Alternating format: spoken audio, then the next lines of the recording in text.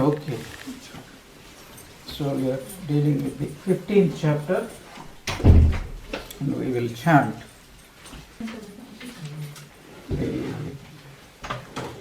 first shloka, and each shloka we will chant when the explanation comes. Om Vasudeva Sudham Devam Kamsachanuramardanam Devaki Paramanandam Krishnam Vande Jagadgurum. Sri Bhagavan Vacha Urdhvamulamata Shakam Ashwatham Prahuravyayam Chandamsi Yasya Parnani Yastam Veda Saveda. This 15th chapter is called Purushottama Yoga, and it is one of the most wonderful chapters. And I also mentioned that when sadhus attend any bhandara, you understand, feast, then 15th chapter is usually it is chanted before eating food. You know, as we do Brahmarpanam, but they first chant 15th chapter and then do Brahmarpanam, and then food will be served. You can just imagine hundreds of sadhus sitting there and chanting. The essence of this chapter is that we are all coming from God. This samsara, means this whole world, is compared to a huge tree, especially an ashwatha tree. So what is the ashwatha tree? You have seen people tree? Just goes on spreading. Little bit, this root will go somewhere and it will start another. Banyan tree, have you seen? How big in Adayar, in Madras, is practically half an acre. So sometimes these scriptures compare the samsara also to people tree or ashwatha tree. It is different from banyan tree, but it's similar. What is the speciality? Banyan tree, say when the branches spread, from the branch again the roots start and it comes down and it becomes another tree, and that tree produces another branch. From that branch again roots will come, so go on spreading. So the one of the biggest banyan trees in this world is in Adayar, half an acre. It's all started from one tree, and it is all connected, not like separate trees. It's all connected. It never died then? No, it will die. Eventually it will die. How come? But this is there. Everything will die. There is nothing permanent in this world excepting death and taxes. These are the only permanent things in the world. So, this is about 500 years old, this Adayar. There are trees which are more than 3,000 years old, some especially what you call olive trees in Italy. And there are redwood trees in America, near California, San Francisco, and they are more than 2,000 years old. Everything will come to an end sooner or later. So this ashwatha also will come to an end, but it will continue again. So why this samsara, a life in this world, is compared to ashwatha tree? So, like as I told you, an old man used to come to Baranagar Math and he used to say, I have become a centipede. So how come? See, when I was bachelor, I had only 2 legs. I got married, 4 legs.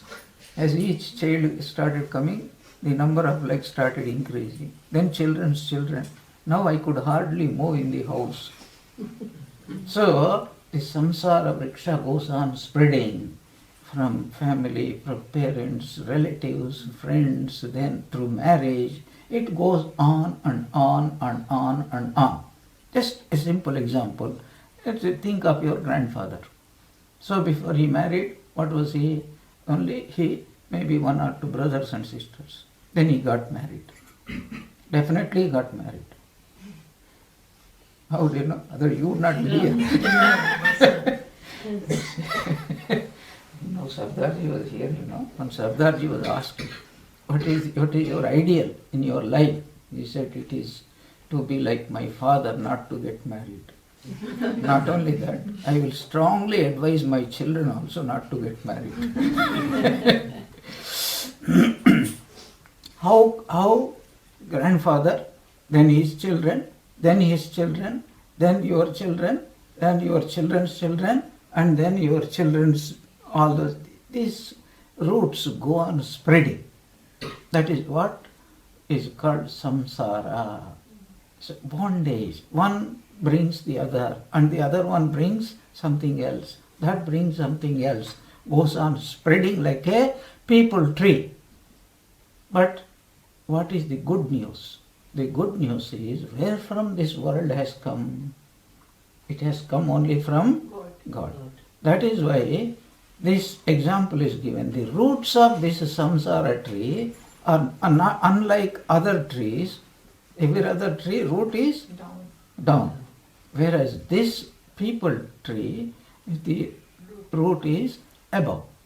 So also the samsara came from whom? From God. Therefore, if something comes, is karya karana sambandha, a relationship between cause and effect.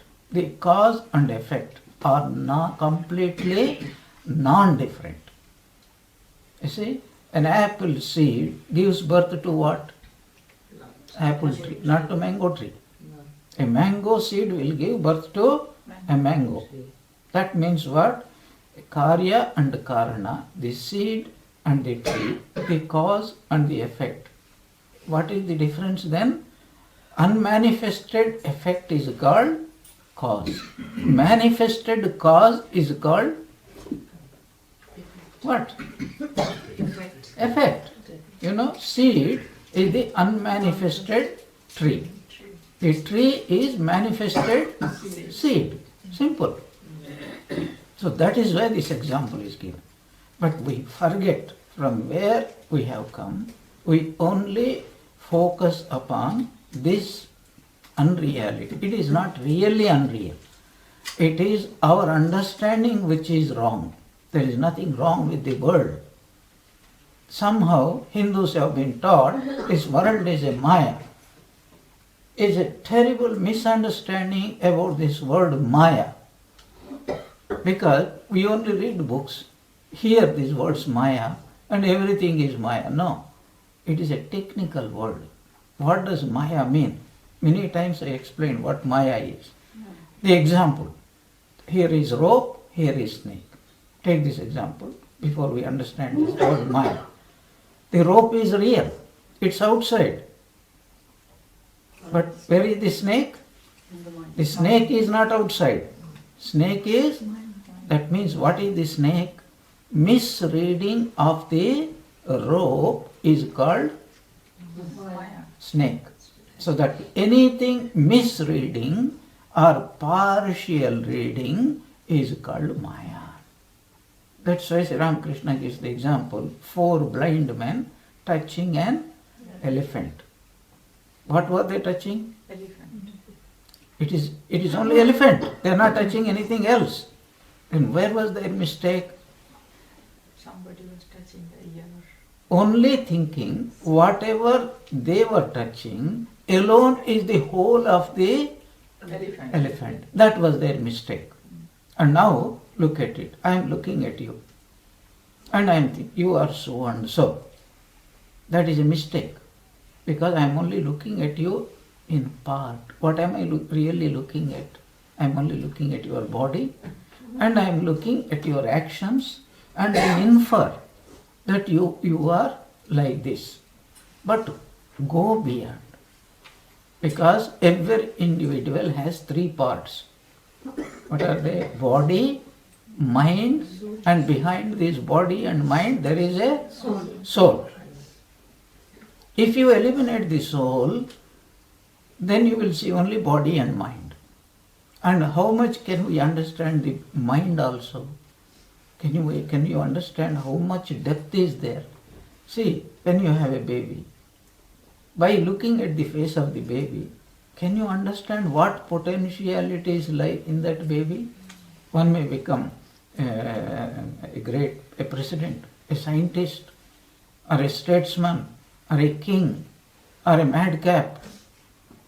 If Hitler's mother, when she gave birth to Hitler, did she ever know that this fellow one day is going to be the cause of 100 million people's death? We don't know. We don't know anything about it. This Japan is undergoing so much problem. This disaster, tsunami, earthquake, even now the danger is not past and so many things are awaiting. If you look at it as an isolated event, then it is a bad news. But look at it from a total point of view. It is also part of the show, as I jokingly tell you. You heard about Broadway shows? The Lion King. How many years does it last? Even the biggest Broadway show lasts how long? 10 years? 20 years? More than that. Yeah, okay, 100 years? But this Broadway show, what is this world? This is the biggest Broadway show. Who was the director? Who is the director? God. Who is the scriptwriter? God. Who is the actor and actress? And who is the audience? God.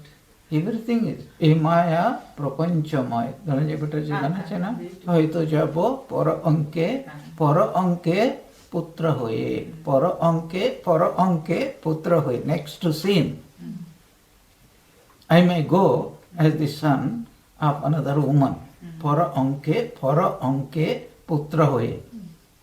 So if we look at anything in isolation as a part, that is called Maya. What is Maya? Partially you understand something because you don't have complete knowledge, and therefore the effect upon it is also partial, and that partial effect is called Sukha and Dukkha. Sometimes Sukha, sometimes Dukkha.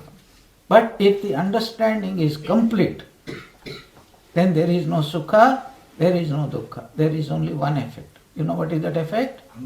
Ananda. So, this tree, this Jagat, Brahma Satyam, Jagat Satyam. But not as we see it now. Look from the viewpoint of Sri Ramakrishna. You understand? Sri Ramakrishna, whenever he looks at anything, anybody, what is he seeing? Suppose he sees a woman. In his eyes, I am saying woman, we are saying woman. What does he say? Divine Mother. He says this is Divine Mother. No, once he saw a prostitute. We are calling her prostitute. What was he calling her? Divine. Yeah. If he sees a man, then what do you think he will see? Shiva. So you understand what is Maya now? Maya is part understanding, judging something for a short experience. How much can we see a person? Whole life do we see? Does even that person know what is inside him? They say so much is hidden there inside a person. So much unconscious. They discovered, Freud, the unconscious. We know very little. But if we understand the whole thing, then what do we see? We see nothing but God. We see nothing but, not only that, you will see wonderful things. Now what do we see? This is one person, this is the another person, this is another person, this carpet, this mountain, this river, this tree, everything is separate, separate, separate, separate. But if you go deep enough, then what do you see? You will see only one thing. Everything is made up of one thing. A small example, Suppose you make sandesh. Different shapes, different sizes, different colors. You give small children, which one do you like? I want a horse. I want a conch. I want a elephant. All are sandesh only. Different shapes. No, no, no, it is all same. You take anything. No, no, no, no, I want only that. Why? Because that fellow's understanding is only, it is different. Everything is different. But a person who has prepared that, what is his understanding? Everything is exactly the same thing. So it doesn't matter what color, what size, what shape, it is nothing but one material. This is what physicists are also telling. The whole universe is the outcome of only matter. And that matter they have divided into 6 elements. Recently there was a program, what is reality? I don't know whether some of you have seen. What is reality? They are searching for reality. They will never get it. They will never get it. You know why? Because they are searching for an experience. They are not searching for the searcher. The person who is searching, he is the reality. You close your eyes, the whole universe disappears. Is it not? You see, your opinion of somebody is your opinion. The moment you stop thinking, then that person, whole person disappears. Or you change your opinion, you see the same person in a different light. Wonderful example is there. Gopalayama, she was very orthodox. She had her own orthodox spects. You know, you have to study the lives of Thakur very deeply. Very interesting. Once she was serving food to Thakur. She was so orthodox, you must keep that in mind. That spoon with which she was taking rice accidentally touched Sri Ramakrishna's hand. She threw away that it has become polluted by the touch. That's so orthodox she was. So there was another lady about whom she had bad opinion.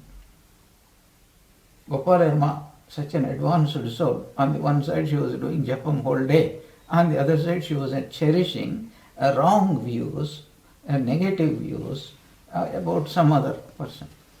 The day she had that vision of Gopala, early morning, you know, she took up that Gopala on her shoulders, you remember? Yeah. Nobody could see, only she could see. Yes, she could. Like a mad woman she came. What did she find when she reached Dakshineshwar? She found that woman about whom she had wrong opinion, negative opinion, also was there. And Sri Ramakrishna was riding her like a horse.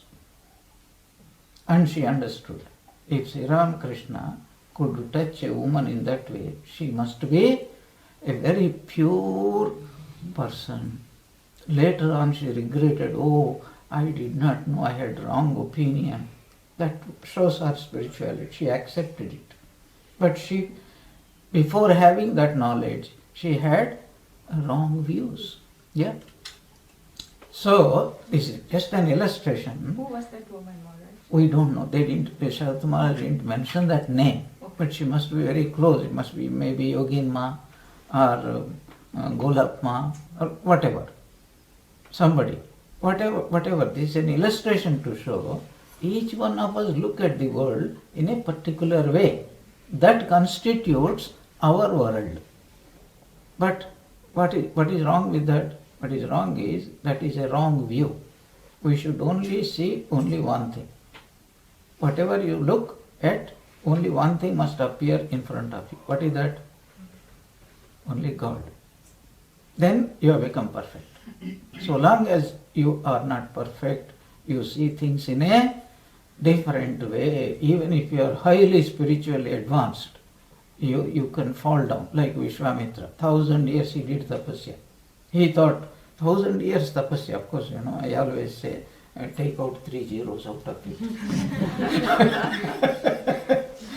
Hyperbole. It's to emphasize very hard austerities he performed. And you know what happened? All these Indra sent some women. The moment he saw them, like a pack of cards, as they say, his mind had fallen down. He started living with a woman. Nowadays people live without marriage, That was the Vishwamitra. There was no mention of marriage or anything. Just started living. His And daughter was Shakuntala. Kuntala. Then he abandoned her. Both the mother also went away and the father also went away again for tapasya. And here this poor girl was left out, a baby, she was left out. And then this Rishi, Kanva, he accidentally found her and adopted her, brought her. What did she do? She also married another man, just met and married. What wonderful stories. If I tell like that, you lose all respect for our Puranas. It's called Gandharva Vivaha.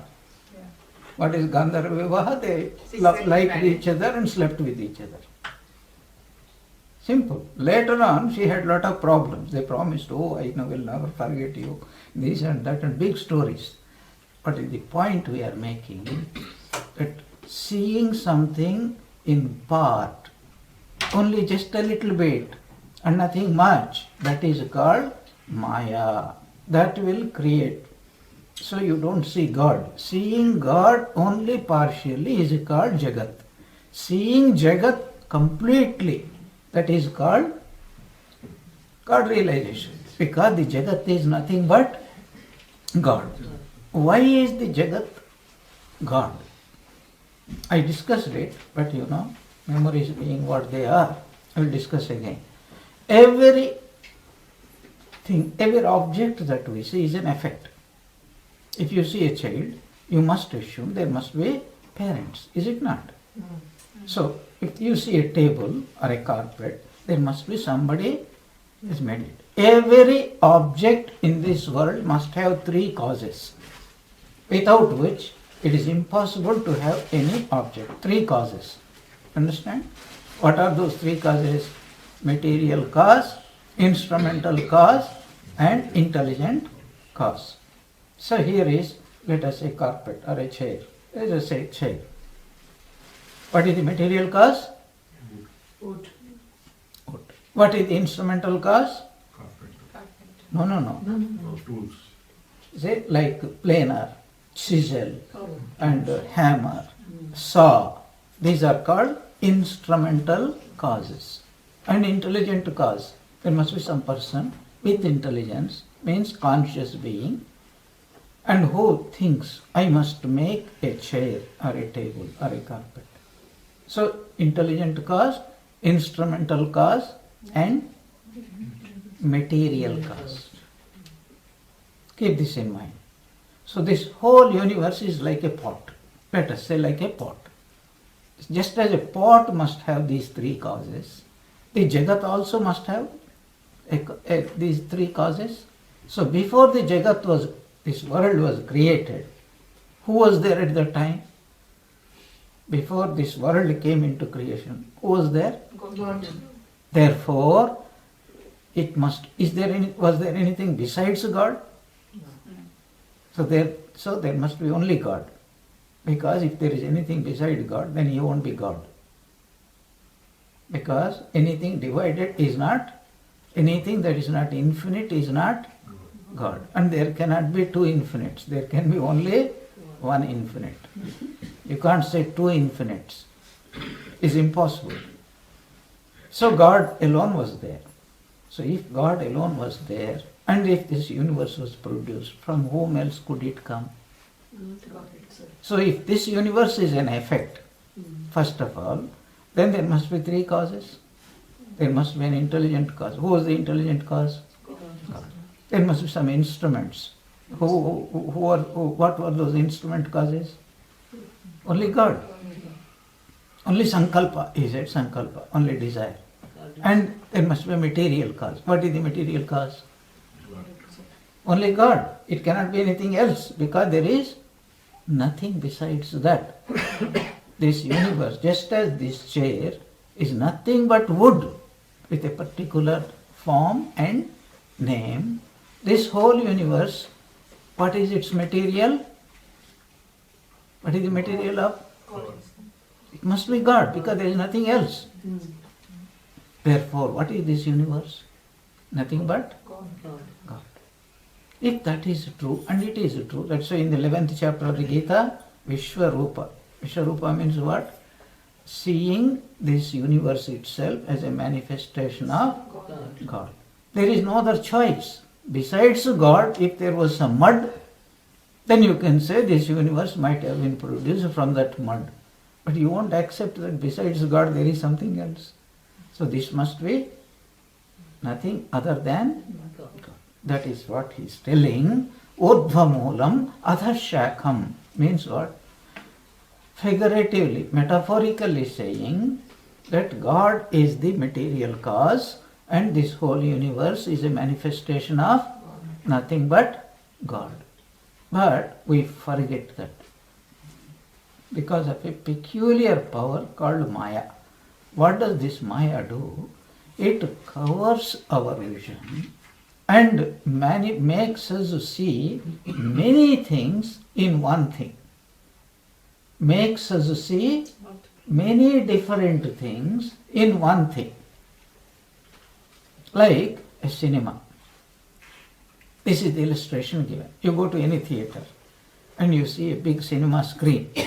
Before the cinema projector starts, what do you see by seeing? Only the screen. Then the projector starts. Then what happens? For the first thing that happens is the screen disappears. You don't see. It is there, but you don't see the screen. What do you see? All the pictures. You see all the pictures. And all these pictures are consisting of what? What are all those pictures consisting of? Only one thing. Light. Light. In this example, light. So a tree, what is it made up of? Light. A man, what is it made up of? Light. And you see mountain, what is it made up of? It's a play of light. Just play of light. A shadow we call it. What is a shadow? Play of light. Nothing else. Do you see the illustration? That one light is seen as so many different things. But if you analyze, what is this man consisting of? What is its nature? What is the material cause of that figure, man, on the screen? Light. What is, suppose there is a kumalkai, there is a pumpkin. What is the material cause of that pumpkin? Light. You see a tree. What is the material cause of that tree? Light. Because how do you know? Switch off the light. Nothing there. So pumpkin also disappears, man also disappears. If the tiger is about to jump on the man, that also will disappear. Everything is consisting of just light in the same way. That is an example given in our scriptures. So what is this example here? The whole Jagat is nothing but a play of God. What is that God? God in the form of an idea. God in the form of an idea. It is very important for us to understand this. So many years I have been taking the class. Somehow the illusion is there. There is something outside. There is something outside. And that one thing is nothing but God. But I see this something as something else. You see that something as something else. I will give an illustration again.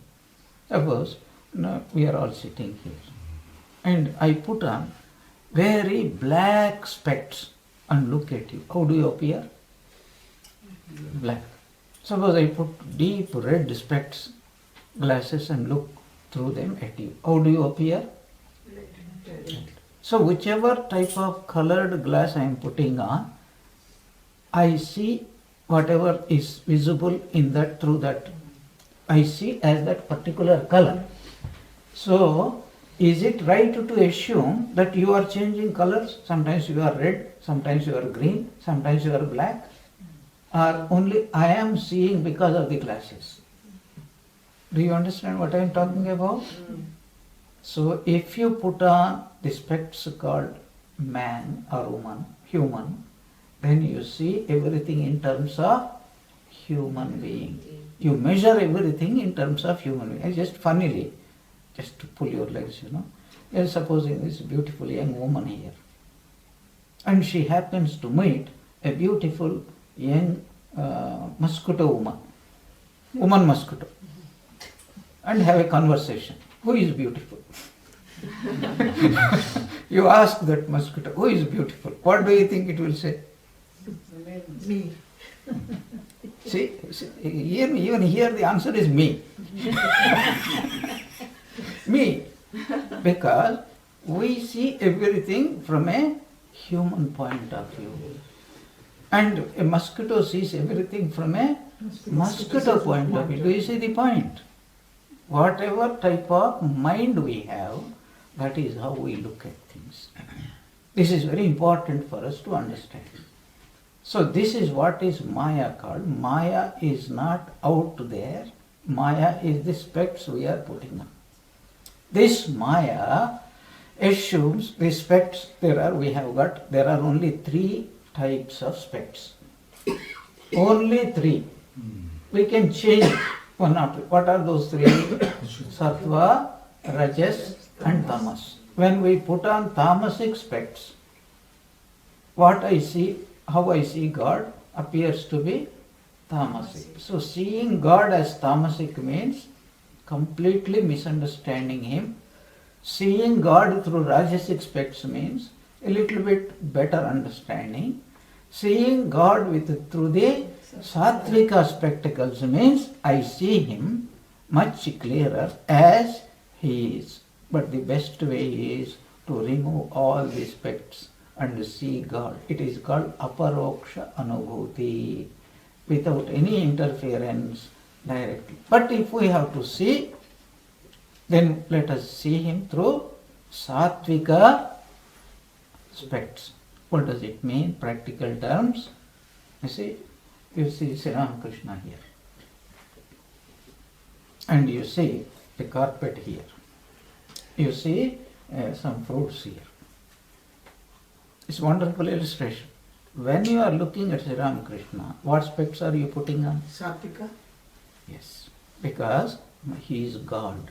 That is how you are considering, right? When you are looking at this carpet, with what specs you are seeing?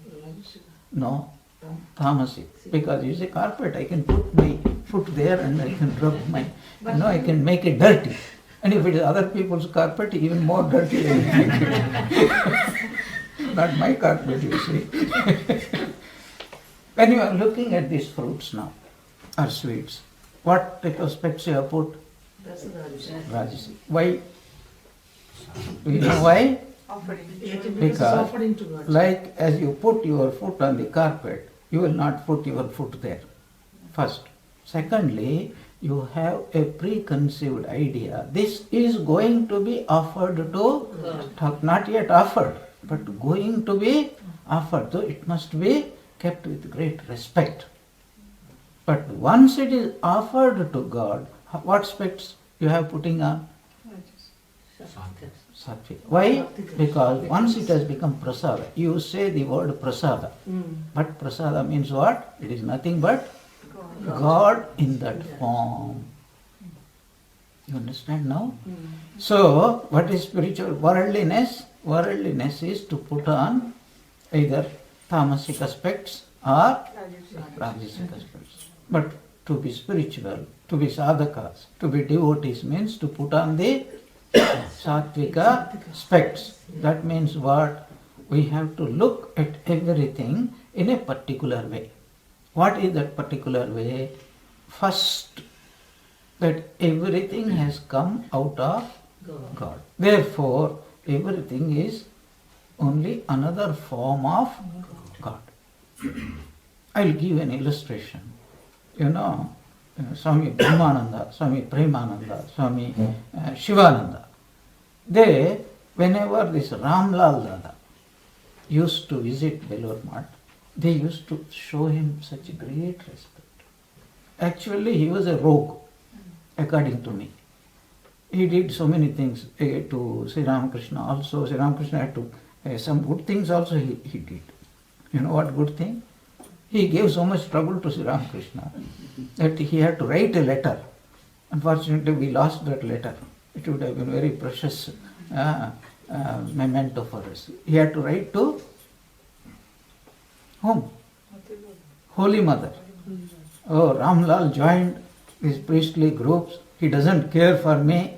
So whatever way, either by walking or by bullock cart, you come, I will pay the expenses. First time, the only time, I heard him offering, I will pay your expenses. Who else do you think you will have to offer the expenses? Other times he never said, you come walking.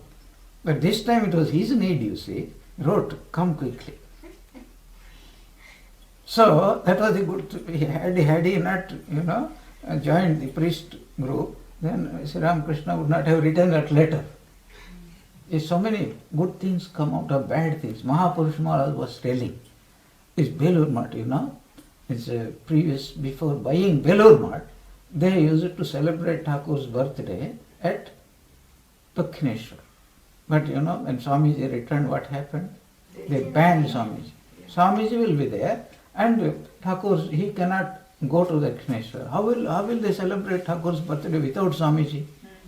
That's why they were forced to look for a place of their own. The result is they presented a Belur Mat.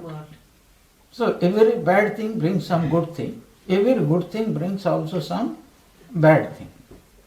This is the nature of life. Anyway, the point I am trying to make is that when Ramlal Dada used to come to Belur Mat, they used to show so much respect, even though they were monks. He was a householder, and they were really spiritual, great people. This man was the same type of practically man. Why were they showing so much respect? Guru's blood. They were putting on the specs.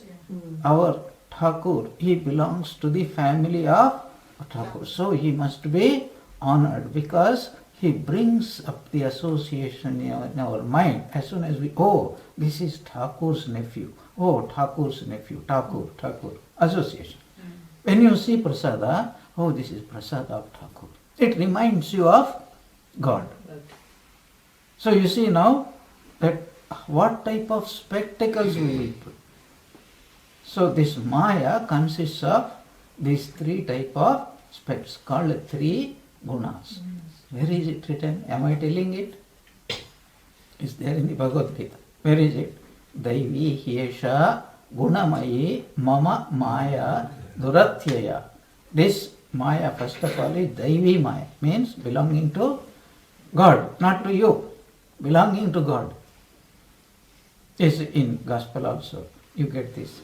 Divine Mother, he told the Jiva, she met Jiva, and Jiva said, I am suffering so much, will you not help me a little bit? SOS message he sent. So she sent her servant. Who was that servant? Mind. What is this mind? Maya. So she told, don't worry Jiva, I love you so much. I am sending my own servant to serve you. This mind is my servant. I am sending him to serve you. So he will be a very happy person. And then she secretly instructed servant, whatever this rogue does, report to me everything. Secret spy. So everything is recorded. Whatever it is reaching there, he is sending. At midnight he will get up and he will send radio messages. This man is doing so many things whole day. Every day the report is being sent. And she will accordingly deal with us. But someday we become devotees. We go on calling, Mother, you are my mother, I am your child. Then she is very pleased. This rogue has come round. Then she tells the servant, now you don't trouble him anymore. You just serve him. It's because he has become my man. You understand? That means the moment you surrender yourself to the mother, until that time your mind, whatever you say, your mind will do the opposite. Because that is the Divine Mother's instruction. But now the Divine Mother has sent a message, this is my man, don't trouble him and serve him. From now onwards, you say to the mind, I want to do japa. Yes, yes, sit down. And she started creating all good conditions so that our mind will think of the Divine Mother. Anyway, what is the point we are discussing in this chapter? That the whole universe is an effect, God is the cause. But in between somehow Maya comes, makes us forget these two factors. What are those two factors? First, this universe has come from God. Therefore, it is nothing but God. It makes us forget. Secondly, it makes us see that one. God is only one. So this universe also is nothing but one. But it makes us see that one, millions of things. Man, woman, young, old, rich, poor, then animals, birds, trees, non-living things. This is mine, that is not mine. Like that, go on crying. Enemies, friends, this, that, rich, so much of differentiation. So what is spirituality? These 2 points must be dealt with. What is it? First of all, you have to see the whole universe as nothing but God. Secondly, you have to see everything as one. You can't see everything as one unless you change your specs. So that is why in the Gunatraya Vibhaga Yoga, last chapter, what is the characteristic of a sattvika person and a tamasika person? A tamasika person sees many in one. A sattvika person sees one in many. So how is it possible? I see everything as God. You are God, you are God, you are God. That is God, that is God, that is God. Whatever you see, urdhvam, adham, paschat, uttaram, everything is nothing but God. Bhava. That is why no friend, no enemy. When everything is one, who is a friend and who is an enemy? That distinction will go away. That is the goal. But how can we achieve that goal? This Maya should be converted into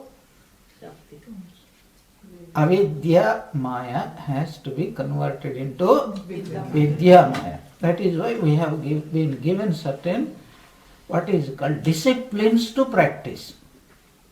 What are those disciplines? First of all, you must have the longing for God realization. Secondly, you must have a guru to guide you.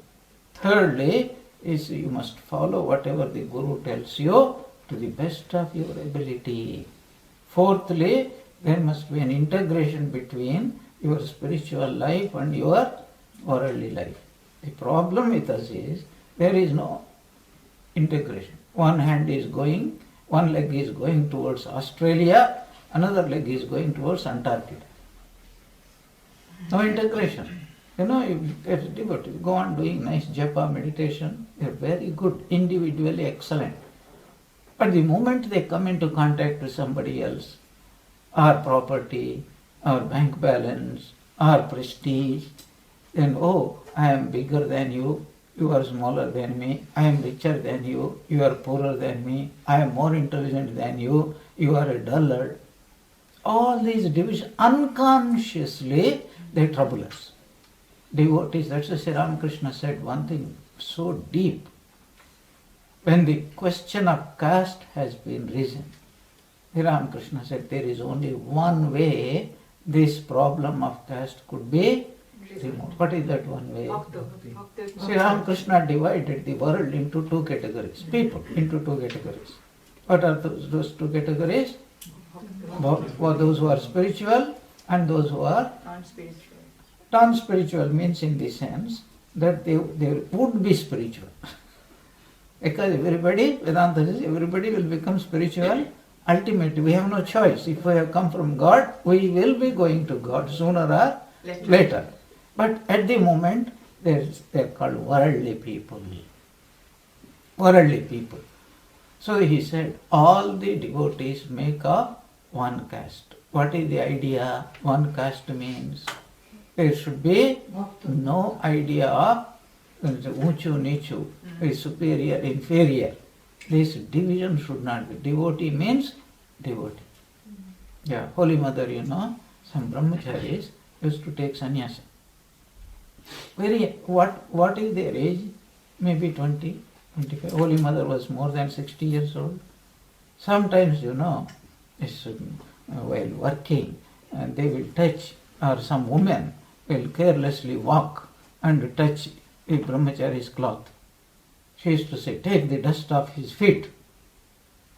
But the person, even Golapma got scoldings from Holy Mother, because one day she was walking, her sari brushed against a brahmachari.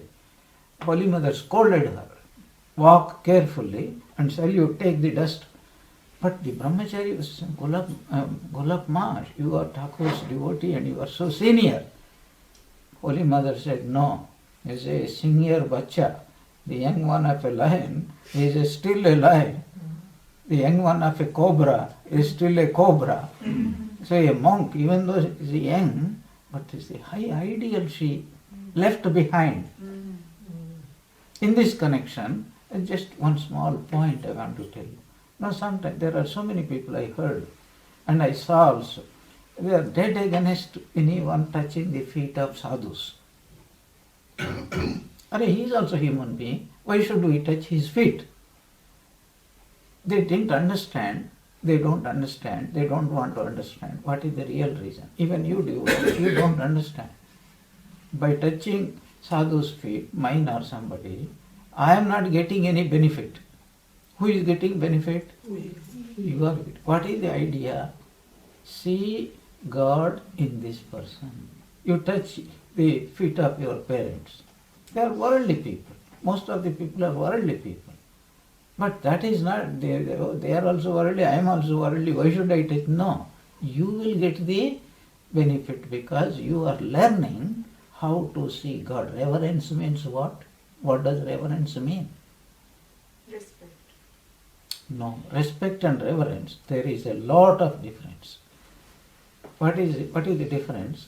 Respect means when we see superiority in any worldly sense in other people, either power or money or scholarship, learning or anything, we show respect. Reverence always is given only to God, manifestation of God. When you touch a holy person's feet, that is reverence. Shraddha. Spirituality. Seeing God comes there. Respect, yes, you should have respect to your seniors, to somebody who knows better than you. You must show respect. That there is no godliness there in a way of speaking. But here, when we touch other people's feet, we are trying to discipline our mind in two ways. The first way is, I am humbling myself. My ahankara is becoming a little bit less. This person is greater. I am humbling. There is one incident I will tell you. Secondly, I am trying to see God in him. These are the 2 points. Swami Dayatmananda, he was in Karachi. Ranganathanji told this story. What happened? There was a brahmachari who joined. He just joined a few days back. Then Swami Ranganathanji knew Dr. Radha Krishnan very well. Our Vice President, India, and he was one of the sharpest brains, not devotee. Important is, he was one of the greatest philosophers, scholars, intelligent persons. So, you see, he knew Swami Ranganathanji, he used to respect Swami Ranganathanji. So once Dr. Radhakrishnan came to Karachi Ashram. And what happened? Morning, is Radhakrishnan was, before breakfast, he was walking. That day happened to be Barber's Day. So, that brahmachari who joined, he was being shaven. Then Radhakrishnan asked, what is happening here? He said, he came to join to become a monastic member. So the first thing we do is shave his head. Hearing this, he made sashtanga pranams to the brahmachari. That brahmachari felt terribly embarrassed that first of all he was an old man, and secondly he was 1,000 times superior in his intelligence and power than this brahmachari. Then he was trying to prevent. Somebody asked, it seems, I don't remember exactly, so why were you doing it? And he said, I have written cartloads of books on Indian philosophy, Indian scriptures. You know, he translated Bhagavad Gita, he translated Upanishads, he translated Brahma Sutras, everything.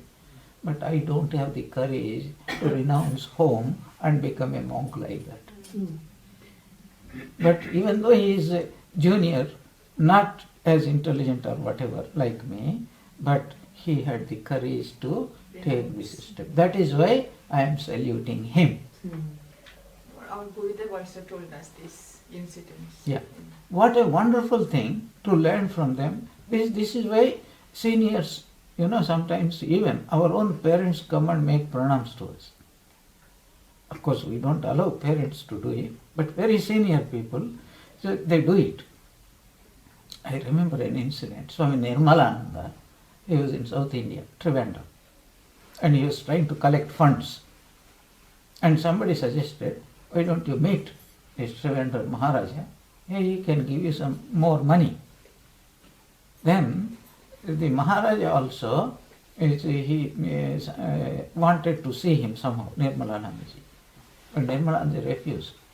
He said, I am a monk. So it is Maharaja should come to me. I will not go to him. I am not a priest. Then somebody arranged a meeting, and then he suggested, you go and then show your respect to him. He said, no, you write him that I am coming to convey my blessings to you. I am not coming to convey my namaskarams to you, because this is the relationship between a monk and a king, worldly person, however great he is. Anyway, the point I wanted to tell you is, if anybody is thinking whether it is a good monk or bad monk or anything, doesn't matter. If he is wearing kashaya clothes, like Chaitanya Mahaprabhu wanted to teach this. A donkey was passing by. He threw ochre cloth on the donkey and made sastang pranams. He is not making sastang pranams to the donkey. He is making sastang pranams to God. The idea is see God in that object. This is the idea. And why not? Tell me, just as a matter of common sense. Do you bow down to Sri Ramakrishna here? What is it? It's nothing but a piece of paper. Is it not? So a donkey is better or this piece of paper is better? Come on, tell me. This is better. It is representing That God. is superstition. A living being is a billion times greater than any piece of wood, an image of made out of wood or metal or stone or anything. If you can see God in a piece of paper, why can't you see in a living being? Because this consciousness is more important than this non-conscious dead thing. No, don't. The idea. Try to understand the idea. That is why Swami Vivekananda said, if you can worship a photo, why not worship a living being? You see, are you not advised to serve human beings? Yeah. Now, are all human beings noble and great and unselfish? Most of the human beings are rotten people, really speaking. Worse than animals. I tell you some nice story, you know. It's not story. It's how we have to understand our scriptures. Mahabharata, Panchapandavas. Their time had come. They started walking into the Himalayas. Yeah. It is the last one by no talk. They are thinking of God, and the first one to fall was Draupadi. The second one, one after the other, the brothers, Sahadeva, Nakula. Yudhishthira was not looking back at all. Some questions were asked. That's a different story. Ultimately, there was only one thing which was walking with him. A dog. Only one dog. And this one chariot came from heavens to take Yudhishthira. He didn't fall because he was an embodiment of dharma. Then the charioteer said, God, Indra had sent it from heaven, you come. He said, first let my dog enter into the chariot. Then he said, no, we don't allow any dogs. Dogs not allowed. Your gods have got these restrictions. Dogs not allowed. He said, without my dog, I am not going to enter into it. You can take it back because it has faithfully accompanied me. It never left my companionship through, good or bad. It all the way it was accompanying me. I can't abandon it for my selfishness. I will not go. But what the allegory? What is the allegory? Dog is a representation of what? Symbol of what? Faith. Once you adopt a dog and give a little few crumbles, it will never think of, scheme against you, want to kill you, want to do things. Usually, that is why Pavahari Baba, and Swamiji met him and he asked for some advice. He said, Guru ke dwar mein kutte ka mafik pade rakho. And Mahapurush Maharaj heard it. And he used to tell very often to devotees, I liked this saying, I heard it from Swamiji. So then he had one photograph of Thakur. He said that this is a dog of Thakur. His one advice is, whomsoever you adopt as a guru, then be as faithful as a dog. Don't live. Because if you have that kind of faith, whatever be the guru, we are not talking about the greatness of the guru, but the faithfulness of the disciple. Then that faithfulness will bring him nearer to God.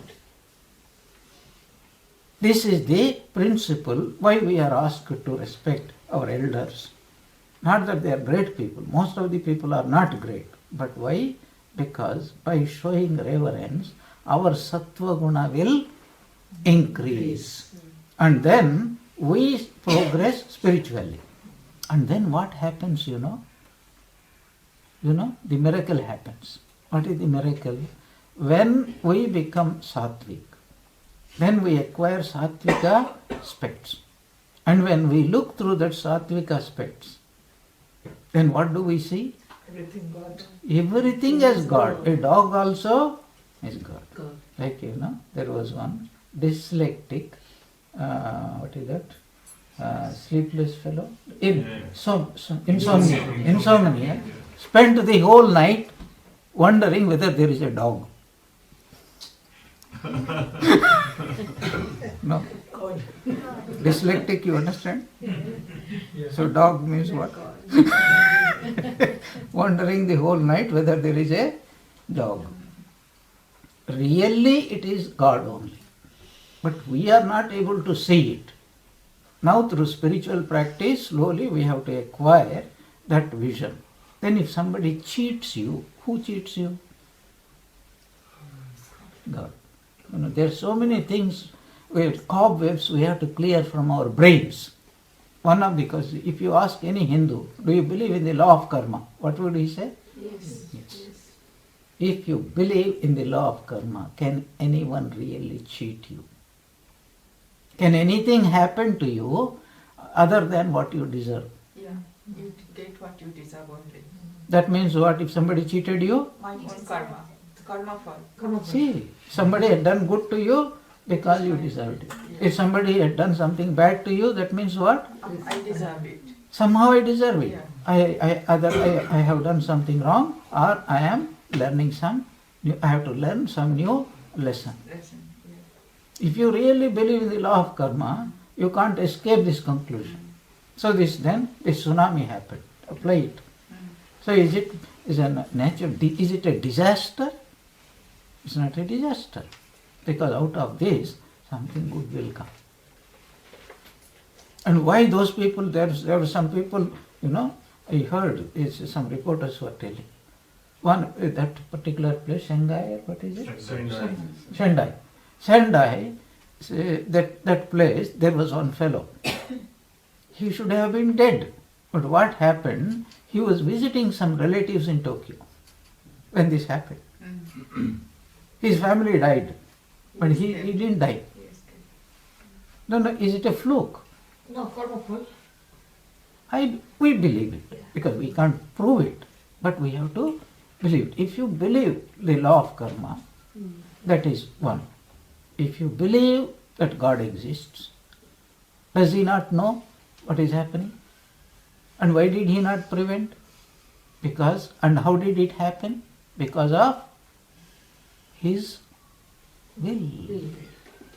You can't say, I believe in God, but sometimes God can also go wrong. Can you say that? If you say that, that means you are saying that I don't really believe in God. God means one who knows and one who does exactly what is right. And in this world, sometimes we are happy, sometimes we are not. So everything happens by the will of God. So we sing the song, but we don't give much attention to it. Pay attention. What is that song? Shakali. So what follows? Kare dauma Brahma. Kare koroma adhogami. So now the question comes, did you think about this meaning of this song? Kare koroma adhogami. Do you think she will really put somebody permanently down? Adhogami, is it possible for a loving mother? Will she ever push her child down? So if she is creating what we call suffering temporary, it must be a temporary phenomenon and it must be for our own good. If you don't accept that, then you have to struggle until you accept. You are not going to be a devotee until you accept your life exactly as it is.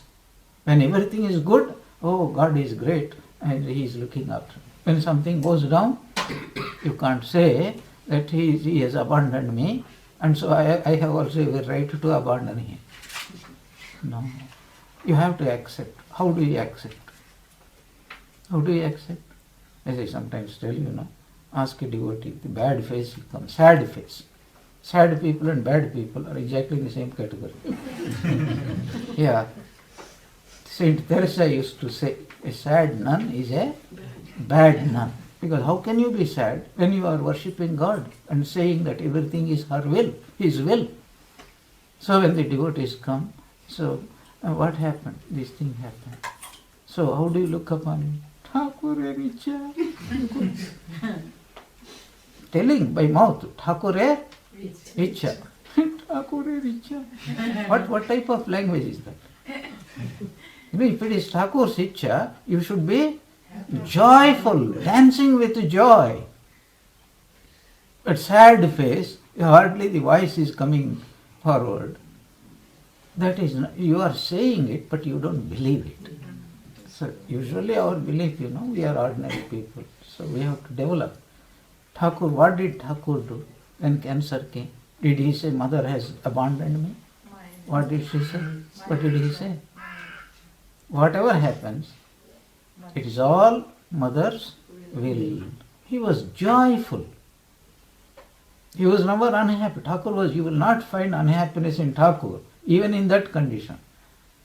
And how can you know? Because when you go, if you visit Thakur at that time, your heart is dancing with joy.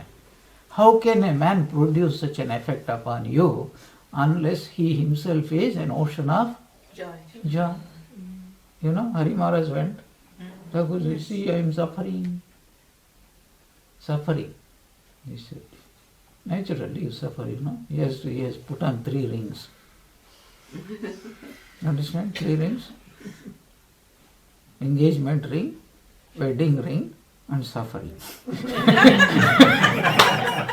He was married. He was married, you see. So he had engagement ring, and he had wedding ring, and then now Suffering. So, he said, Hari Maharaj, he showed face.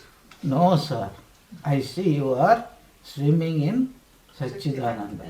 Shala Dhorichere. This rogue head, rascal had found me out. Really, how could a realized soul, how could he suffer?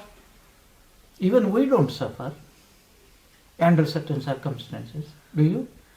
I'll give you an example. Suppose you have a car and you are parking the car outside, and suppose at night somebody comes and scratches or steals. Will you not feel bad? Supposing you sold this car to your neighbor and he is putting it exactly in the same place. And at night if somebody comes and scratches, will you suffer?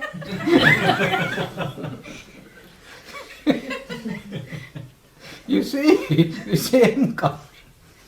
But now you don't think it is Mine. yours. You think it is somebody else's. You transfer that ownership. That's why it doesn't make you suffer. Now Thakur, what did he do? First of all, he never considered his body as himself.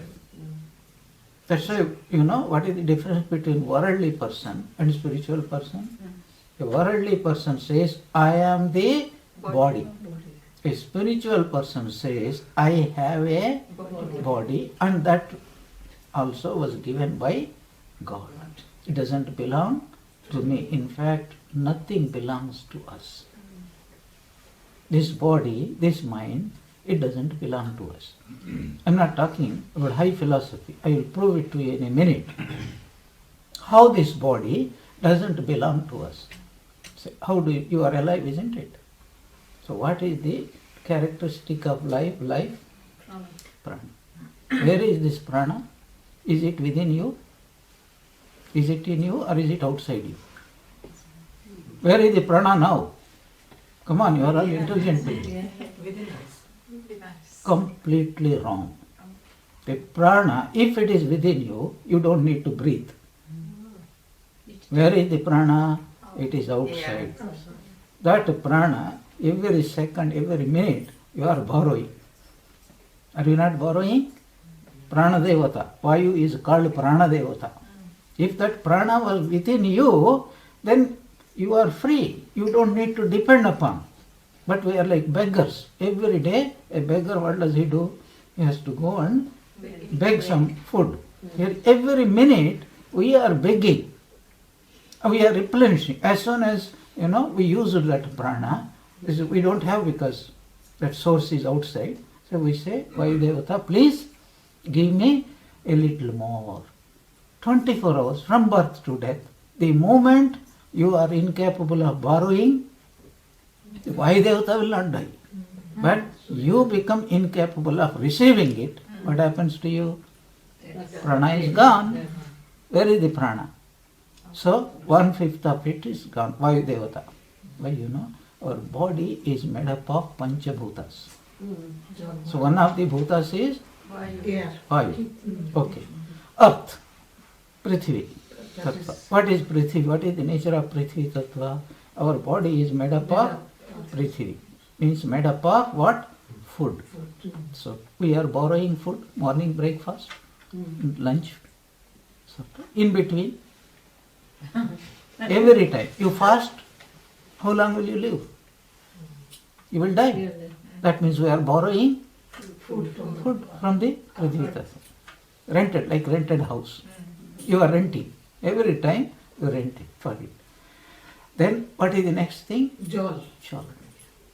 Our body consists of, Water. let's say 70% or more than 70% is of water. Every time you are thirsty means what you are borrowing? Water. You can't retain it. So every time you need water, you are taking it. Okay. Then what is the another thing? Is that of- Fire. Fire. So what is the sign of death? Thanda ho gaya. So what will you do? Whenever you feel thanda, then what will you do? Light up a fire. Borrow the heat or go into the sunlight, borrow the heat. So what are we doing? Like anything else, like food, like water, like air, we are borrowing fire. And then we need space. We are borrowing space. In fact, peculiar, what is called statistics. What is the statistics? How many people are, what is the population, world population? Almost 9 billion? 7 billion. If you remove all the empty space from each human being of these 7 billion human beings, the rest can be very comfortably rested on a sugar cube. This is not Vedanta, this is science.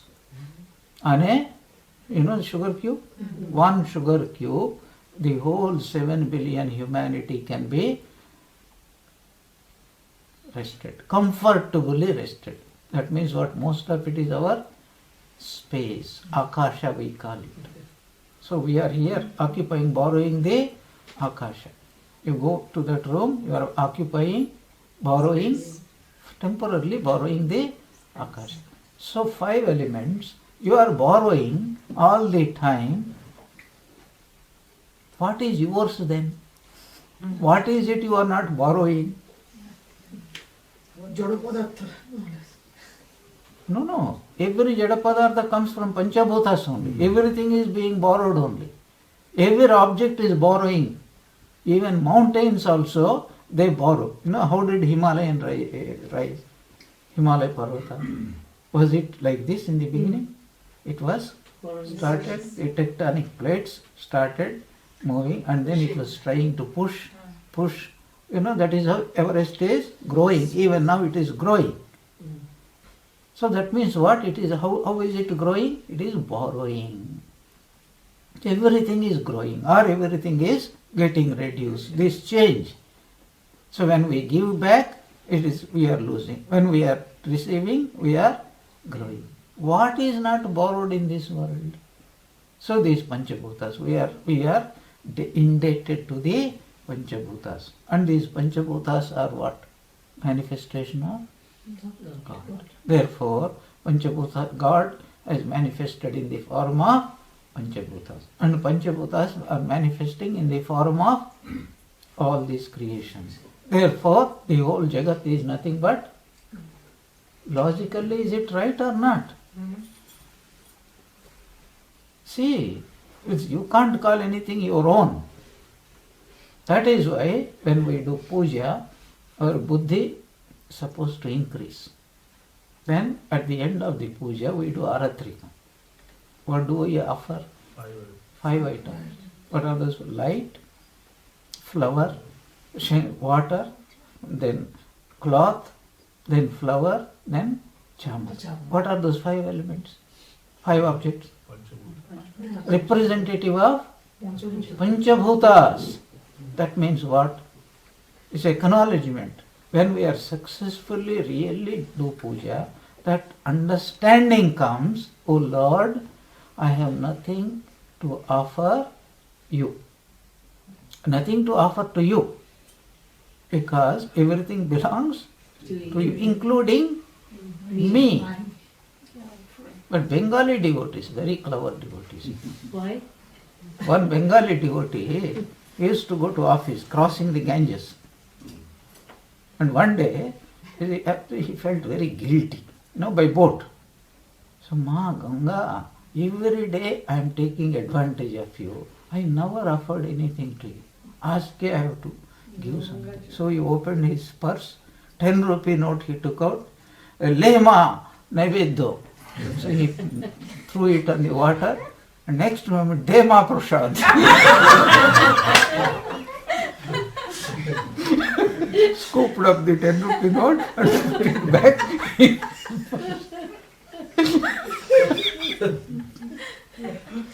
What have you got to give? You yourself don't belong to yourself. That is why, what is Jnana according to Thakur? Naham, tuhu. Not me, but thou. Thakur's words. Upanishadic words, Upanishads is telling everything has come from Brahman. Therefore, everything is nothing but Brahman. You as an individual, you don't exist at all. You are like a bubble on an ocean. A bubble thinks, oh, I am such a wonderful bubble. This other bubble is stupid bubble, is a foolish bubble, is a small bubble. Small bubble. It has forgotten that the source of every bubble is nothing but it has come out of water, it is sustained by water, and it will return back to water. So, who is a gnani? Who is a devotee? He who knows conclusively that I have come from God, I live because of God, and I go back to God. There is nothing called I. Whether he is a devotee or a gnani, this is the sadhana. What is the sadhana? Get the knowledge. I belong to God. That means what? I do not belong to myself. I belong to God. Because everything is borrowed. My very birth is borrowed. My sustenance is borrowed. And in the end, I go back to God. This is the simple truth. That's what this 15th chapter wants to convey to us. Both Jiva, Jagat and Paramatma. So, the Jiva is called Kshara, Jagat. Jagat means Jada. This world is called Kshara. And Jiva is called Akshara. And Paramatma is both beyond Kshara and Akshara. That is why he is called Purushottama. Uttama Purusha. Different means what? Different means not different. We depend upon both the world and ourselves depend upon God. This is the idea. Our body, our mind and our Jiva Bhava, all the three come from God. They are sustained by God and in the end they will also merge in God. If you have understood what I spoke so far, you have understood the essence of this 15th chapter. So the rest is a slight explanation. Is the time now? Okay, another 3-4 minutes. So this first of all, this samsara vriksha is described so beautifully, and in my first class I described why it is vriksha. If you remember, most of us are like that young boy. There was a young boy going to school. One day he came running home. He was very happy. Mom asked, what happened? Today I got 2 prizes. What for? He said, 1 prize for superb memory. And what is the second prize for? He forgot. So we are like birds. We are like birds. On a big tree, hundreds of thousands of birds will be there. And what happens to the birds? They go away, whole day, they go away and do some work. And in the evening, they come back. So we are all like Jiva, all Jivas are like birds, hopping from tree to tree. This is a very popular, metaphor given in the Upanishads. But every time we eat, birds, they eat some fruits on the tree. Sometimes they eat sweet fruits. Sometimes they eat bitter fruits. When they eat a bitter fruit, then suddenly this bird, this is very bad. So how can I get rid of this problem? Then it looks up. There is another bird which is absolutely calm, serene, joyful. How can I become like that? Then it happens is, let me see what is its secret. It hops a little bit, higher branch. There also competition is there. Lower branch, higher branch. Chutka birds will get lower branch. Strong birds will get higher branch. Even beggars, if you go to Dakshineshwar, the beggar who is very strong, he will be sitting near the door. And the fellow who can't fight will be sitting at the back, where you won't even look at him. So as soon as you come out, whomsoever you look, you give your charity.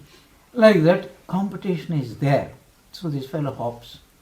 Then he gets a little bit sweeter fruit. If you have watched nature documentaries, it's a constant fight. Who will get the best type of food, mate, place, everything. Among human beings, there is no difference from animals. We are simply actually the same. Only as we think we are different. Okay. So it goes on and on and on. Ultimately, this bird goes on hopping. Whenever it gets exceptionally bitter fruit, it hops a little bit higher and higher and higher. And ultimately it sees that bird which was sitting was none other than its own self. This is what we call ideal. Ideal, understand? I want to attain this ideal. You fix, so you are seeing yourself in that way. What is your meditation? What's your meditation? You sit, you close your eyes, and you imagine the form of Thakur. Why are you doing that? What is the idea? One day I want to become like you. Is it not? Self-surrender means what? Surrendering oneself means what? I will become you. I will completely merge myself in you so that there will be no separation. That is why we meditate upon Thakur. And when you meditate, what happens? Really, if you meditate, and you start thinking like him, suppose somebody comes and he disturbs you, and you shout at that person, and he is also disturbed, you are also disturbed because you shouted. If you are a devotee, then you start sitting for meditation, and then you regard, did I behave wrongly? Should I have behaved like that? Suppose this person confronted Thakur. How would Thakur have reacted towards this situation? Then you say, no, Thakur would, suppose somebody abuses Holy Mother. What do you think her reaction? Do you think you will say, no, I will not love you now anymore? Finished. Do you think she will say that? No. She will say, my child, whether you are my child, whether you recognize it or not, I know you are my child. I can never. He said, unfortunate is a creature whom I do not love. Have you read? Yeah. But really, is it possible for her not to love? Is there any creature which Divine Mother doesn't love? It is impossible. Why is it impossible? Who is that creature? It is none other than? Don't you see? Everything is Divine Mother. So look at it from another viewpoint. A wicked person comes. Here is a saint, here is a wicked person. So Divine Mother, who is that saint? Divine Mother. Who is that wicked person? Divine. How do you know? Because no difference. No, how do you know? What is your authority? Because God is in everything. You see, I am referring. You read Chandi. What do you read? Ya Devi Sarva Bhuteshu Shakti Rupena Samstita Buddhi Rupena Samstita Lajja Rupena Samstita Matra Rupena Samstita. Ya Devi Sarva Bhuteshu Kshudha Rupena Samstita Krishna Rupena Samstita Bhranti Rupena Samstita. Why is he behaving so wickedly? Because of Bhranti. And that Bhranti belongs to whom? To devil, Satan. It belongs, who created? Mother is manifesting in the form of tamas in that particular person. You see, this is something which you have to understand. If there is a good person, so who made that person good? Divine Mother. because she is manifesting in the form of sattva guna. If that person is bad, wicked, cruel, then who is manifesting in that? The person has there is no fault on the persons, because he is completely helpless. Because it is the Divine Mother who has written the script. In this scene, you will behave like a bad person. So, tamoguna, she is prompting him in the form of tamoguna. Here she is prompting in the form of sattva-guna. Whom are you going to blame? Okay, recollect that song again. Kare dauma. So you see two persons. One person attained Brahmapada, and another person Adhogami. Whom do you blame? Whom will you blame? God. Because you are singing this song, Kare dauma Brahmapada, Kare koroma Adhogami. My mothers. You are singing. But when you come out of the singing, then you say after singing, you come out and Keman hoiche amar ganta. One person will say, excellent. Oh, you are very good. The other person says, no, yeah, absolutely rubbish. You are a stupid fellow. After singing that song, this is our reaction. See how much we don't give thought to it. If you are singing, you have to understand and say, you can't blame anybody, you can't praise also anybody. Thakur's life, there are examples. Once Hajra disturbed him. Whatever you are seeing is all Moti Brahma. Why only Hajra? What was Swami Vivekananda's opinion about Sri Ramakrishna? He was a monomaniac. Have you heard it? Have you read it? That was Swami Vivekananda's opinion of Sri Ramakrishna. Monomaniac. But you don't know Swami Vivekananda or Aradhya Devata. How can he say such a thing? He might have said something being fun. But if Hajra says, he said it all in all seriousness. Narendra says it, it is only in fun. See, we are also hypocrites in many ways. But who made this Hajra? He disturbed Thakur. Thakur first he said, I got very annoyed.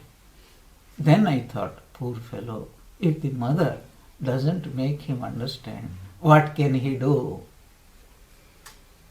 Do you get what I am talking about? It is all mother's play. If you believe in it, then you can't praise anyone, or you can only praise everybody. You can only praise even a wicked person. What can you do?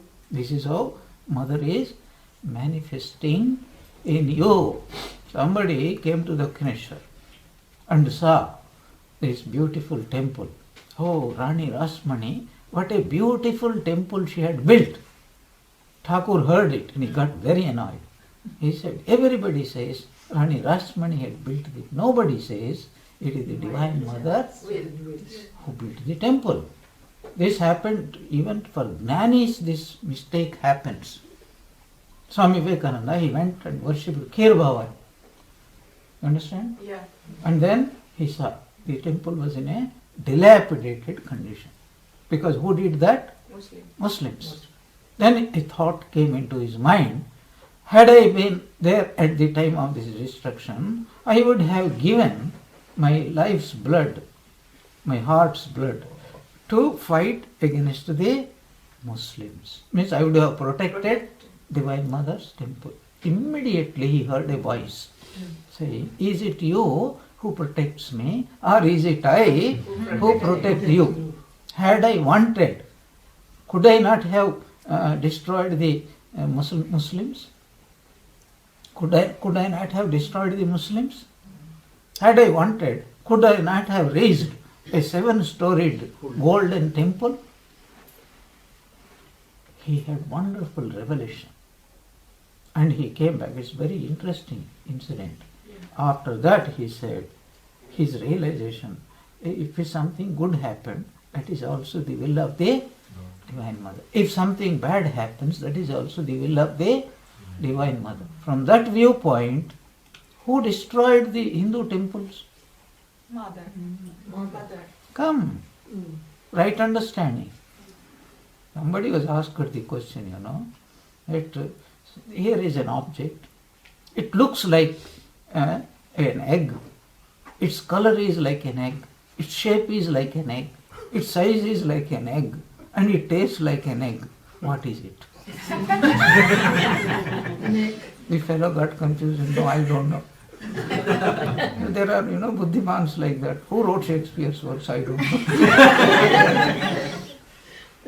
If it is looking like an egg and tasting like an egg, what else can it be? So, all that happens in history. Who created Hitler? Who created Saddam Hussein? Who created Colonel Gaddafi? Who created these Chinese who invaded the Tibet? Who created the British people who invaded the India? And who created this tsunami in Indonesia? Who created earthquake in Haiti? Who created this earthquake and tsunami in Japan now? Who created? Whose will is that? God's. Mother's. If you are a devotee, you can't say anything about it. You can say it is God's will. Of course, worldly people would not accept that. Even it doesn't need to prevent us. If you want to help, help. But don't show only lip deep sympathy and say, oh, my heart bleeds for the disaster, but I am not going to open my There was one devotee in Bangalore called Ramsur. Heart is already bleeding. Why do you want the purse also to bleed? This is the height of devotion. I saw one cartoon. One duchess, very rich woman, came out of a 7-star hotel. And there was a, what is called, a tramp. She was very emaciated. So, madam, I haven't eaten for 4 days. Will you give me that? So tears started pouring from her eyes. I can't see this miserable state. She ran and sat in her limousine.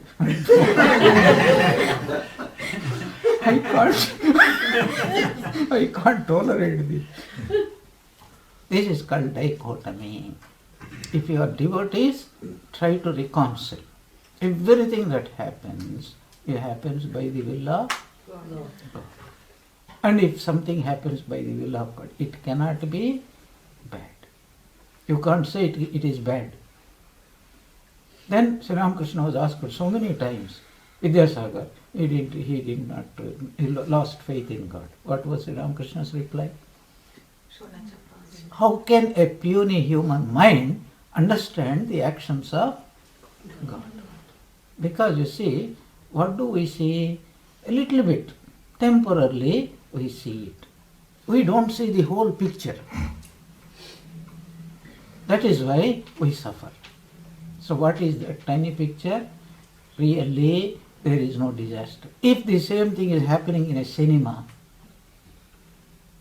would you shed tears?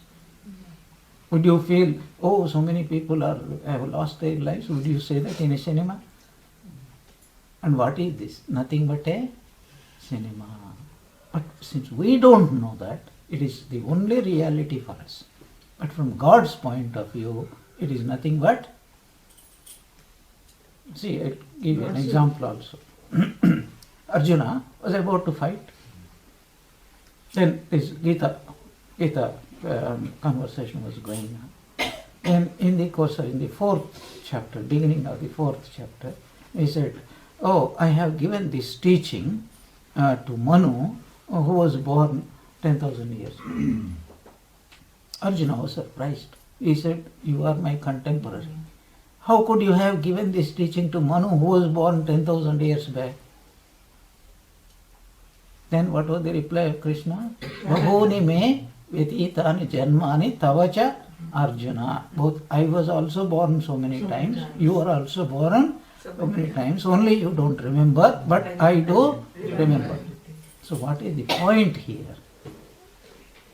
Why did Arjuna want to stop fighting?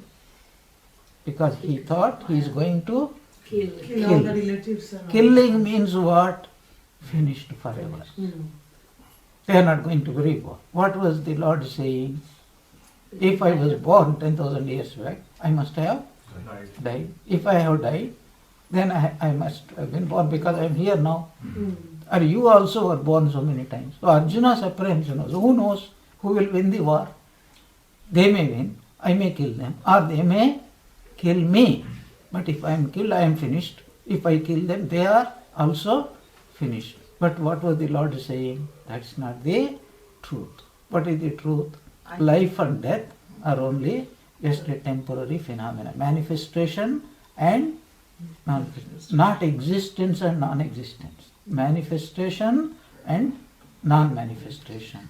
If it is manifestation and non-manifestation, there is nothing to worry. One doctor had a clinic. It's called No Worry Clinic. Understand? No Worry Clinic. So one patient went there, said, what is this peculiar name to your surgery? No Worry Clinic. Can you explain? He said, yes. I say, you come as a patient. I treat you. Only two things can happen. Either you get well or you don't get well. So if you get well, nothing to worry. Suppose you remain sick, only two things can happen. That after your death, either you go to heaven or you go to hell. If you go to heaven, there is nothing to worry. But if you go to heaven, you meet a lot of your old buddies there. So you will be very happy. So according to Vedanta, there is nothing called non-existence. It is a manifestation and non-manifestation. We were there, like a seed is non-manifestation. A tree is manifestation. So the seed manifests as tree. And the tree manifests as what? A seed. So when a tree dies, how does it manifest? In the form of the seed. And so life goes on. There is continuity of life. There is never disruption of life. But there is manifestation and non-manifestation. An actor goes behind into the green room and you don't see. And again he will come. Hoyeto jabo para anke putra. This is our belief. This is what Thakur has come to teach, to re-teach.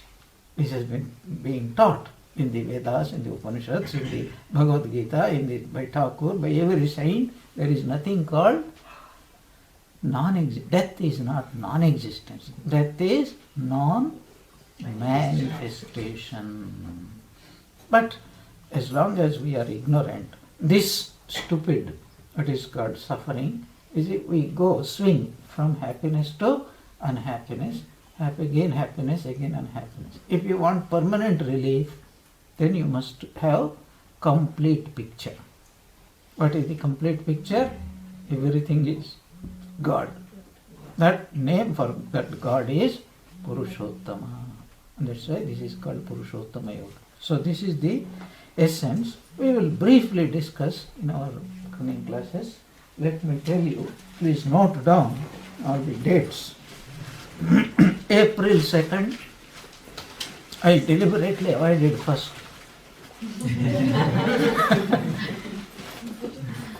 April 2nd, May 7th, June 4th, July 17th, and August 13th. July 17th we have Ram's program, and Swami Dayatmananda will come on that day. As usual, every year we have this one. So these are, did you note down? August 13th. 13th August.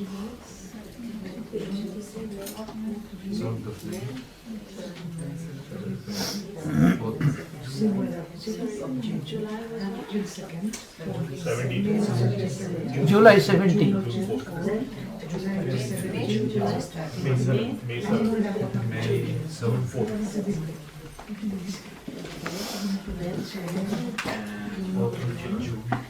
Second,